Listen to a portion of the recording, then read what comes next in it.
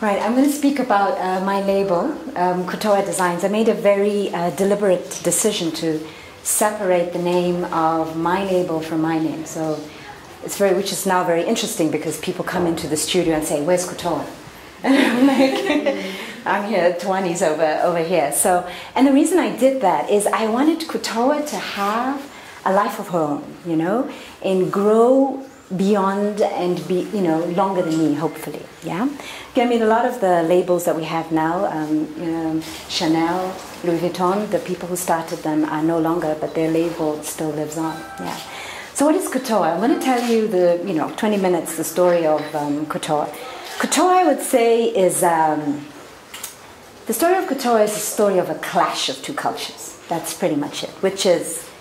That's what's in the DNA of Kutowa, and that's part of the DNA that I share. You just look at me, you know that I'm half English, half European, and half African. I have actually a clash both ways because my one grandmother is Ngoni, and another grandparent is Tumbuka, and then on the whiter side, I have one parent is Irish, that's where part of the madness comes from, and then the other one is English. If I get a bit sarcastic, that's where that's coming from.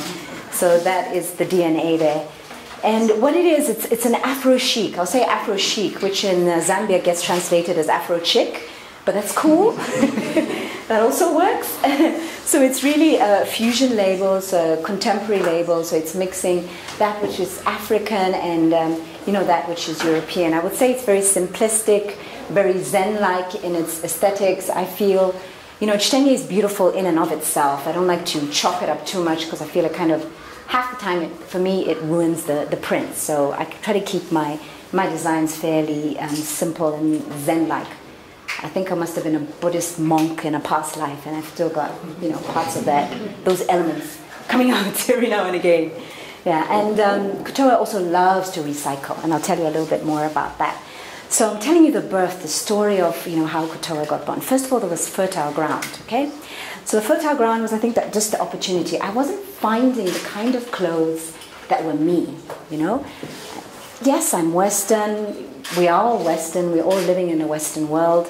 And maybe just in some words grew up maybe a little bit more Western, maybe because I had an English father. But when I compare myself to a lot of people, I realize I'm probably more African than a lot of people in other strange ways. So I wasn't finding the kind of clothing that was kind of modern, African, hip. Anything that was Chitenge was kind of too old, was too out there. It had wings. It was Chitenge from top to bottom, Chitambala, Chiduku, up to there. You go and tie another one by the waist. It was too much, So this is where I had to have something that, was me. That wasn't too kitchen party. It wasn't something that my grandmother or my auntie would wear. So that was, one aspect. The other aspect was the resources. We have just amazing fabric. I can sit and talk to Chitenge, just put it over and like, what are you saying? Okay, you want to be what? So we have this relationship. And, fabric is just amazing. And my mother is Clarke. My mother's very clever. My parents have been married for like over 40 years, but people still don't know that they're married because they use different names. My dad is Roy Clarke, otherwise known as Kalaki. And my mother is Sarah Longway, a women's rights activist. So in her travels, she really would bring back amazing fabric. If you've seen the batik and the tie and dye from Mali, the Ankara from West Africa, from Ghana, the Kanga from East Africa, the Kente from Ghana, the richness in the African fabrics, that was really the inspiration to get going. My mom would bring these pieces for each of her daughters and like, okay, what are we going to make of it? And somehow I was the one that ended up making stuff for myself and my sisters, and then my sister was getting now pissed off. She lives in Cape Town, so then people would stop us like, where did you get that? I want one. So my sister was a big part of the inspiration. It's like, girl, can you do something about this? So that was the photograph. Of course, also creativity. I think there is an inherent creativity in the genes, both on dad's side, on mom's side. My dad, pretty much a lot of my family are creative in different ways. My brother and sister paint, draw. Pretty much everyone is writing. So it's just there. And inspiration comes from anywhere. From bottle tops. I don't know if I had, my grandparents were in Mokomfa in Luancha. And I don't know if you know, remember those placemats that they used to make out of chitenge and then they used to put on the, do you remember those? Well, then they used to put them on the wall and they would have the sign of the cross and stuff. So that was the inspiration for the Tupenda range. So it's really, you know, stuff that you throw away, something that is there, but you twist it and you use it in a different and a quirky way. So for me, that's what design, that's what creativity is all about. Take something that, you know, that is a cap or something. Chongololos, my last collection was inspired by chongololos. I mean, my dad didn't grow up where there was chongololos, so he used to freak us out as children by picking up every chameleon he found, because he never had chameleons where he grew up, and picking up chongololos. So I never had a fear of, you know, things like chongololos. So the amazing shapes and the symmetricalness in that. So that was the fertile ground for Kutowa. And then the conception is like, okay, I can actually do something with that. That came around in 2006 as a practicing Buddhist for several years. New Year resolutions are taken pretty seriously. It's like, which way do you want to take your life? What's the direction? Okay, forget you don't know how the hell you're going to do it, but in your heart of hearts, this is what I want to do. I don't know how it's going to materialize, so put it down on paper. I want to start the Kutowa label. So that was 2006. But it took me a good 3 years to actually move from the conception stage. So it was a really long pregnancy. It was worse than an elephant's, which is like 2 years. This was like 3 years. And it reached that point where I realized that if I didn't invest the time and the energy, it wasn't going to get anywhere. And I couldn't do it as a, you know, as a full-time, while I had a full-time job. Because my job, I don't know, like most of you who, I don't know if anyone works, does anyone work in the corporate sector here? They get the most out of you, right? I was like 12 hours a day. I mean, at 7, I was lucky to leave before 7. Half the time I was working through a freaking lunch, right? Yeah. You don't have time to start anything else. So made the hard decision. Said, no, when is it going to be a good time? I'm a single mom. It's like, okay, after they go to that school, they need to go to college. It's only get worse. As they get bigger, actually the fees become bigger as well. So it's like, there's going to be no time as good as now. So what the heck? I get going. So Kutowa was born in 2009, and she's actually a twin. Kutowa has a twin. Some of you know the twin.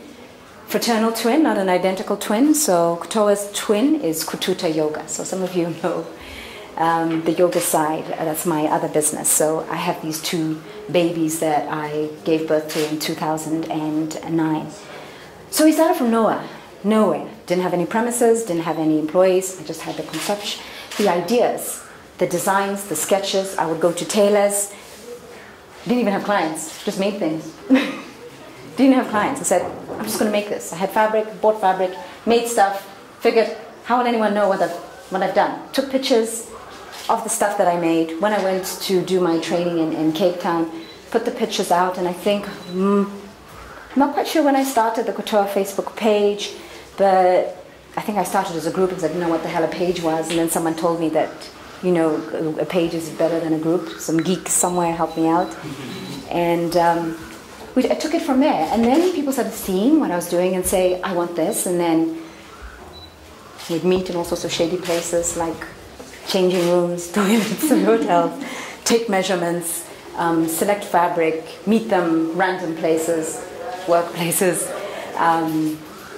Sometimes people would are brave enough to drive out to where I stayed in Avondale, and it was from there. And then eventually I had enough body of work to have the tailors maybe work from my sitting room. So my sitting room then became the workshop. So I had first one tailor, 2 tailors, 3. My children hated me because the room was just a mess.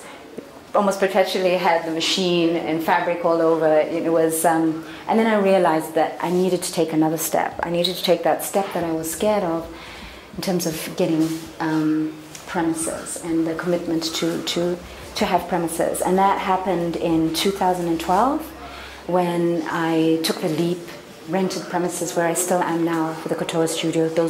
Some of you may have been to the Kutowa studio on Nangwenya Road. So that was a huge, huge step. It was a frightening step. And I think I didn't do it because I didn't think I could do it. And then something changed. Someone offered me some space, and I thought, oh, because someone offered it me and it was a share, I thought, okay, I can do it. And that fell through. And then because now I knew and felt that I could do it, I actually looked out and I found a place. So lots of things happened. I'm a self-taught designer. I don't advise anyone to go down that route. Please study. I'm still trying to study. I tried to study, but I am ashamed to say that I am a college dropout with regards to fashion. I couldn't handle the scandal at Evelyn Hahn. So I'm still working on that aspect of my development. So basically we've grown. We've grown from having no employees to now employing 8 people full-time. We're actually recruiting. If anyone knows, anyone who's brave enough to be my PA, Doc's Body, please, submit your CV, and looking for some more tailors as well. So this is how we've grown. And I would say that IT, in the form of social media, has been key, has been cardinal to the growth of Kutowa. I mean, I think a lot of you probably know, hands up, who knew Kutowa through the Facebook page? Yeah? Okay. And the rest of you? That's good. TV, word of mouth. Okay.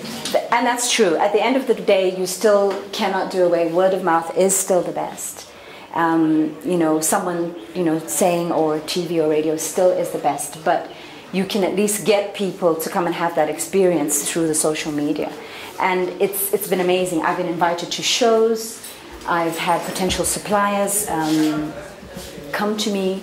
I've had an online store, and a couple of online stores come to me through the social media.